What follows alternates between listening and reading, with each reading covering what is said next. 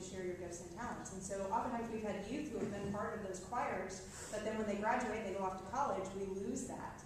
And so if any of you have that interest, go out. I'd love to talk to you. So it's all about sharing your gifts. So if that's your love and your passion, step up. It'd be great to have you. Like I normally go to a Church of Christ out in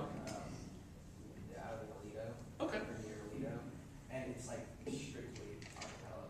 Okay. We don't have any instruments or anything. We have a praise team. Okay. And I mean, there are some churches that will tend a little bit more away from some instruments and do more things like either a cappella or chant. Some of that also kind of is the, I guess you'll see how, it depends on whether they want to kind of go a little bit more of a, certain direction with things. Maybe perhaps a little more sedate, a little more calm. So it kind of varies that way too. Yes, ma'am. Yes, sir. How many pages are in there? Lots. I don't know for sure. I can tell you. I'll look at the back.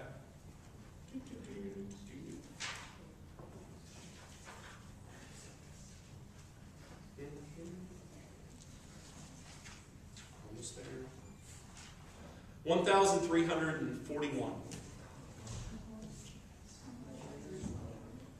Let's see. I'm trying to think of some of the other questions. Oh, yes, ma'am. Why don't we keep the tabernacle in the church? Why don't we have the tabernacle in the church? Good question. We used to. When this church was first built, the tabernacle was actually sitting off on the altar that's on the left side of the church. And that tabernacle was there for many years until Monsignor Wolf, who built the place, built this chapel. Now, the idea was, at least as I understand, and I didn't speak to Monsignor Wolf because he was dead long before my time, but from what I understand of talking with those who knew him and were part of the building of the church, one of his thoughts was that he wanted to be able to have an area that you could have daily mass and smaller celebrations in, which we actually have in here. We'll have small funerals, small weddings, baptisms. We have daily mass every day of the week in here. And he wanted to have a place where, one, it would be a little bit smaller. Two, that he could keep open all the time, or as much as possible, whenever the church is open, so people could come in and pray. And three, that it would be a smaller place to heat and cool, because to heat and cool that thing costs a lot of cash. It's always cold. Yeah, well, I'm always hot in there, but I'm wearing like 8 layers. Let's see. There was another question was in there. Why do we genuflect on our right knee? Because the left knee is evil. I'm just kidding. That's actually a good question. If you look, there's actually what's called the General Instruction for the Roman Missal, which is actually in the front of the book, which you just asked me about how many pages are in there. And it gives instructions of how we do everything. And it does talk about the idea of genuflecting. Now it says in there that when one genuflects on the right knee. Now it doesn't explain why. And I tried looking up some stuff, and there's some, I looked through the Catholic Encyclopedia, it didn't say anything. I looked through a couple church documents, it didn't say anything. I made the mistake of putting it in Google, and there's some wacky stuff that it said. It was something along the lines of, the right knee is the holy knee, and the left knee is evil. I'm thinking, what's wrong with my left knee? I didn't find anything that said definitely why it had to be the right knee. Some of it may be that for many people, for a large number of people, the right side is dominant. But that's just a conjecture. That was actually my question. Okay. I didn't know if this was true because I just heard it somewhere that Sure. if you're Catholic and you're left-handed, that's like bad. Oh, that comes from like the root words for what hands used to be. What right and left used to be. What is it? Word for right. Dexter. Yeah, and then sinistra, which is kind of a word that sinister came out of. So the idea was that those who were left-handed were somehow evil. You are not evil if you're left-handed. It's okay. I know priests that are left-handed. Wait a second, they may be evil. No. Yes, ma'am. I've heard that too. But again, from those things, all I can see is that it's just kind of conjecture and people's guesses. I've never found anything that says definitely this is why. But I looked through the general section for the Roman Missal and looked everywhere else. But I think a number of people have kind of spiritualized that a little bit, trying to figure it out. Oh, I remember one of the other things. One of the people asked of why we make a sign of the cross over our forehead, our lips, and our heart at the reading of the gospel. The reason we do that is that we're asking for God's blessing and God's word to dwell in our mind, to be proclaimed on our lips, and to dwell also in our heart. So it's that idea of asking for God's blessing for those areas to where the word can be something which is not only part of what we think, but what we say, and it's what we who we are and what we believe. Why do some people remain kneeling after communion and some sit? That was one of the other questions. Okay, good question. That always brings up the idea of when do we actually sit? Because you'll see different things, and I remember when I was first ordained a priest, I just kind of thought it was fun that as I would stand up there, people would wait, and I'd kind of act like I was going to go, and then I'd stop. And I'd kind of rock on my feet a little bit like that, and then I'd rock again. I got in trouble early as a priest. The idea is, okay, I guess we ought to go to why is it that we're kneeling in the first place. And also to realize that not every church you would kneel during communion. For instance, have any of y'all ever been over to Rome before? Okay. If you ever go over there, if you're in the Vatican and you go to Mass at St. Peter's, nobody kneels. Everybody stands because there's no kneelers. There are actually no benches either. There's a few here and there, but when I've been there with the huge Masses, most of the church, you're standing the whole time. Now, what we'll do oftentimes here is we kneel as a sign of reverence and adoration for the presence of the Blessed Sacrament. Now, there's a couple of schools of thought on this theologically. Now, there's one thought that the idea is that we kneel until the Blessed Sacrament is reposed in the tabernacle. Now, there's also another school that says no, we kneel, or we're kneeling until everyone has actually received communion, and then at that point, then you can sit down, because the idea is saying that okay, we reverence the presence of Christ as he goes to the tabernacle, but what about the presence of Christ dwelling in us that we've just received? So the idea is, okay, still, Father Jeff, when should we sit down? Probably the best way to explain it is the idea that when we should sit back down when the presence of Christ has been reposed into the tabernacle. Some people I've noticed will actually wait until the vessels have been purified. But not every church, nor is it necessarily required to purify the vessels immediately after communion. You can actually wait until after Mass. So then the idea is, okay, then do we stay kneeling and we never stand? In the end, if you really want to know, just watch the priest. That's a good measure. Yes, sir? So the tabernacle. Yes. That's supposed to look like the Ark of the Covenant. This one is modeled after that. Okay, so in the actual Ark of the Covenant, what was it that was contained inside of it? It was like the Ten Commandments and someone's bone. It was the remnants of the Ten Commandments as well as some of the manna that was the manna that was given by God to the people. I think that's it. I don't know where I heard it was like some prophet's bones or something. I don't remember anything about a prophet's bones in there. But if you find out about that, let me know.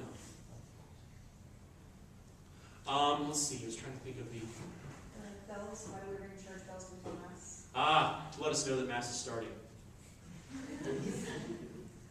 You don't have to ring bells at the beginning of Mass, but it's kind of a long-standing tradition in many churches to have bells that kind of signal that Mass is going to is beginning or Mass is ending. Not every church though was able to afford bells. When I was in Mineral Wells, we had no bells. Up in Denton, we had no bells. St. Michael's, we had no bells. Here at Holy Family, we do have bells, and those are things we can use. The bells we have can, they're set to either ring right at the beginning of each Mass, or we can actually also have a little remote control, and I can turn them on and have them ring at other times too. We have speakers by the bells. Yes. Do the bells work? Good question. Originally, when the bell tower was built, there was only one bell that actually worked. Okay.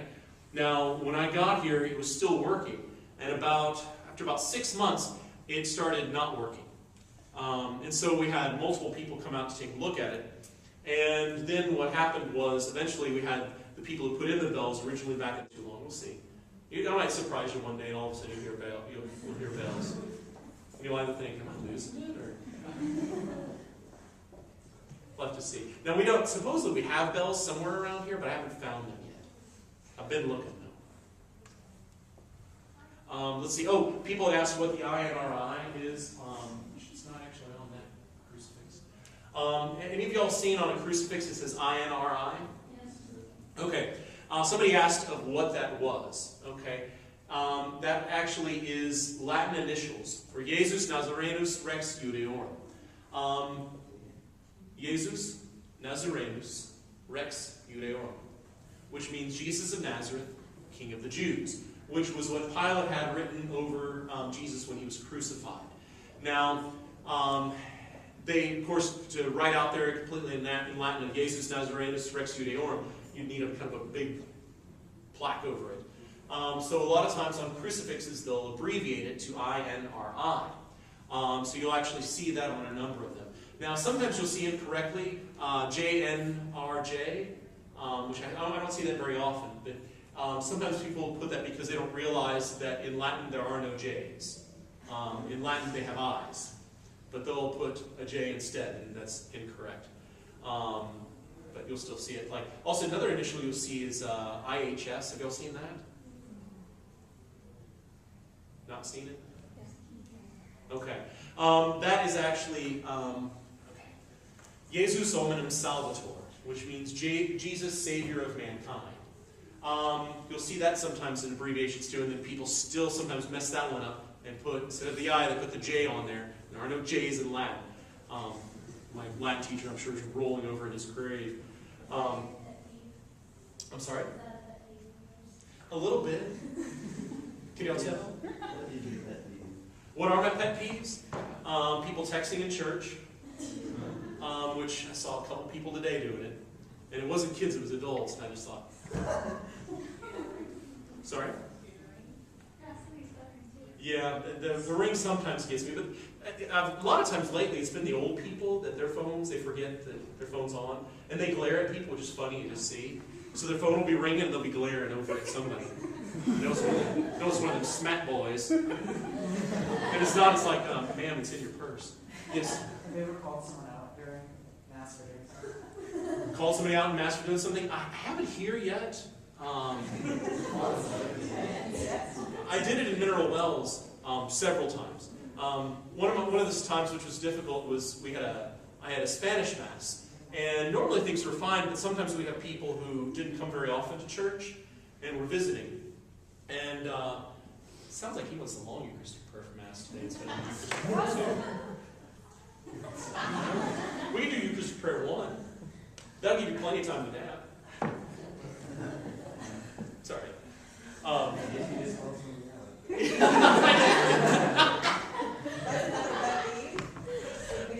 Sleeping in Mass, yeah. I'm trying to think, what are the other pet peeves?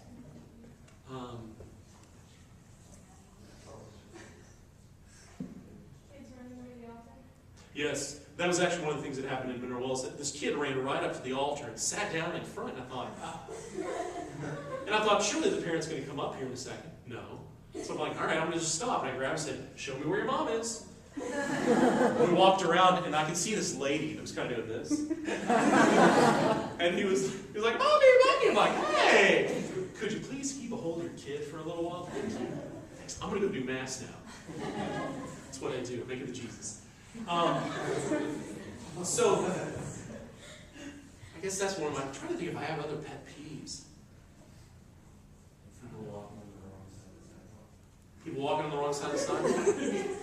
No, but when I was over in London, I taught over at a school in London for a while, and it took me a long time to get used to the fact that not only do they drive on the other side of the road, they walk on the other side of the sidewalk.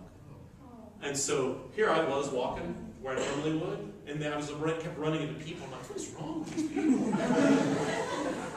On the wrong side of the sidewalk. And I realized, no, you're on the wrong side. I'm on the wrong side. Yes, sir. Is it rude to yawn in Mass? Because when I was in Catholic school in California, like when we yawn,